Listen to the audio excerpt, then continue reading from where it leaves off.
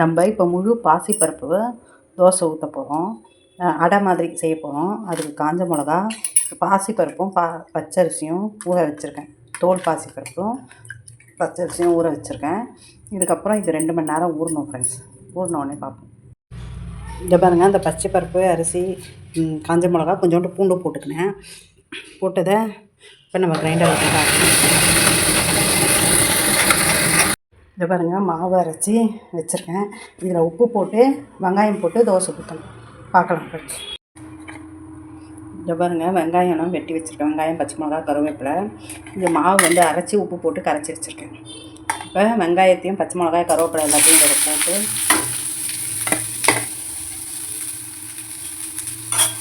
இதை வதக்கி, வெங்காயம் பச்சை மிளகாலாம் போட்டுக்கோங்க. இதை வதக்கி அந்த மாவில் கொட்டணும் ஃப்ரெண்ட்ஸ். வெங்காயம் பொடியாக கட் பண்ணதான் அழகாக நல்லா வறுத்து வதக்கி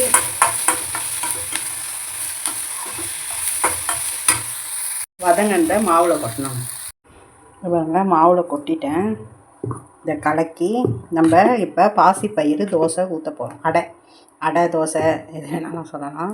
இப்போ ஊற்றலாம். இது பாருங்கள், வெங்காயம் போட்டு கலக்கி வச்சுருக்கேன். இப்போ கல் காஞ்ச உடனே நம்ம தோசை ஊற்றலாம். வச்சு இப்போ நம்ம தோசை அடை ஊற்றலாம்.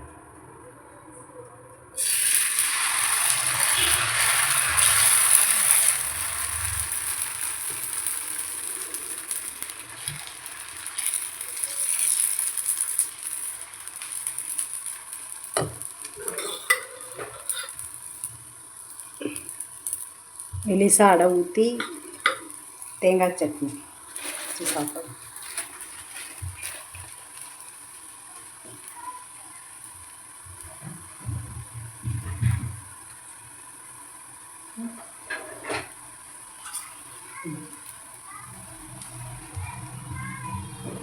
இது உடம்புக்கும் நல்லது.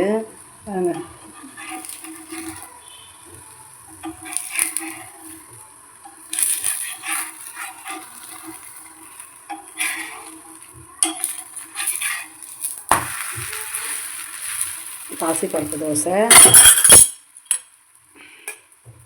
சூப்பராக ரெடி ஆகிடுச்சு பாருங்கள். இப்போ பாருங்கள், தோசை ரெடி ஆகிடுச்சு. இதுக்கு காம்பினேஷனாக தேங்காய் சட்னி சாப்பிடலாம். இது பாருங்கள், தோசைக்கு காம்பினேஷன் தேங்காய் சட்னி. இதை சாப்பிடலாம். சூப்பராக இருக்கும். ஹெல்த்தியான ஃபுட்டு. எல்லோரும் இந்த பாசிப்பருப்பு தோசையை ஊற்றி சாப்பிட்டு பாருங்கள் ஃப்ரெண்ட்ஸ், எப்படி இருக்குன்னு. ஷேர் பண்ணுங்கள், சப்ஸ்கிரைப் பண்ணுங்கள், கமெண்ட் பண்ணுங்கள், லைக் பண்ணுங்கள்.